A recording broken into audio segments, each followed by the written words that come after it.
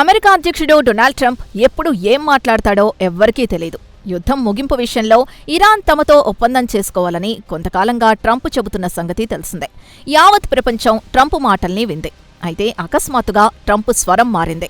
తమ సైనిక చర్య ముగింపుకు ఇరాన్తో ఒప్పందం చేసుకోవడానికి ఎటువంటి సంబంధం ఉండదని ఆయన తేల్చి చెప్పారు. అంతేకాదు, అమెరికాతో ఇరాన్ ఒప్పందం చేసుకుంటుందా లేదా తనకు అప్రస్తుతం అన్నారు. ఒప్పందం చేసుకోవడం అనేది పూర్తిగా ఇరాన్కు సంబంధించిన అంశం అన్నారు. అయితే ఇరాన్ అణుసామర్థ్యం తగ్గిందని తమ బలగాలు నిర్ధారించుకున్న తర్వాతనే అక్కడ్నుంచి వైదొలుగుతాయని ట్రంప్ వెల్లడించారు.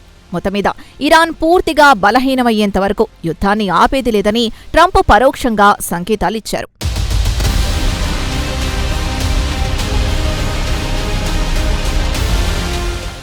అంతేకాదు, తమ సైనిక చర్య కారణంగా ఇరాన్ తీవ్రంగా నష్టపోయిందని ట్రంప్ వెల్లడించారు. ఇరాన్ దేశాన్ని దాదాపుగా తాము ధ్వంసం చేశామన్నారాయన. అంతేకాదు, అమెరికా బలగాల దెబ్బ నుంచి ఇరాన్ ఇప్పట్లో కోలుకోలేదని ట్రంప్ కుండబద్దలు కొట్టారు. అలాగే అమెరికా సైనిక చర్య ప్రభావం ఇరాన్పై మరో 25 ఏళ్లుంటుందన్నారు. అమెరికా సైనిక దాడుల నుంచి కోలుకోవడానికి ఇరాన్కు కనీసం 25 ఏళ్లు పడుతుంది అన్నారు.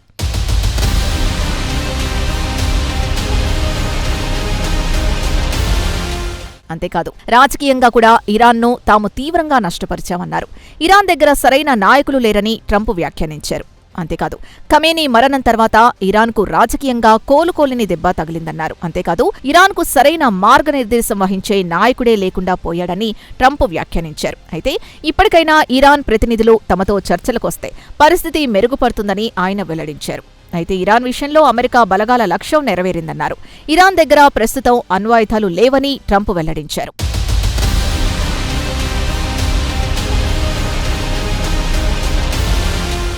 కాగా అమెరికాలో గ్యాస్ ధరలు తగ్గించే అంశాన్ని కూడా ఆయన ప్రస్తావించారు. అమెరికాలో గ్యాస్ ధరలు తగ్గడానికి ఇరాన్లో సైనిక చర్య ముగించడానికి సంబంధం ఉందన్నారు డొనాల్డ్ ట్రంప్. కాగా అతి త్వరలోనే ఇరాన్లో సైనిక చర్య ముగించాలని తాము నిర్ణయించుకున్నట్టు ఆయన వెల్లడించారు. ఇరాన్పై సైనిక చర్యకు ఎండ్ కార్డు పడితే అమెరికాలో గ్యాస్ ధరలు వాటంతట అవే తగ్గిపోతాయని ట్రంప్ వెల్లడించారు.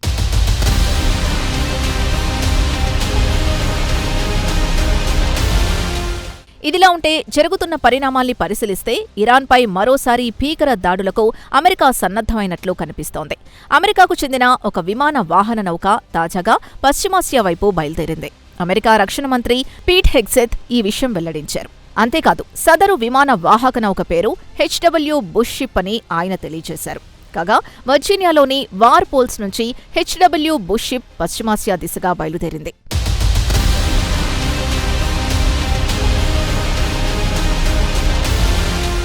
ఇదిలా ఉంటే ఇప్పటికే పశ్చిమాసియాలో 2 అమెరికా విమాన వాహక నౌకలు మోహరించాయి. కాగా తాజాగా మరో విమాన వాహక నౌక కూడా బయలుదేరింది. కాగా ఇరాన్తో జరుగుతున్న యుద్ధం విషయంలో త్వరలో అత్యంత కీలక రోజులు ప్రారంభం కానున్నాయని ఇటీవల ట్రంప్ వ్యాఖ్యానించిన సంగతి తెలిసిందే. ఈ నేపథ్యంలో మరో విమాన వాహక నౌక పశ్చిమాసియా దిశగా వెళ్లడం ప్రాధాన్యత సంతరించుకుంది.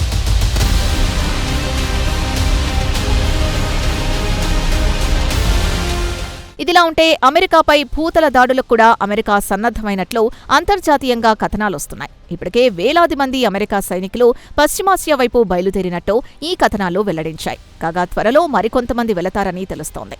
ఏదేమైనా ఇరాన్పై భీకర దాడులకు అమెరికా సన్నద్ధమైనట్లు తెలుస్తోంది.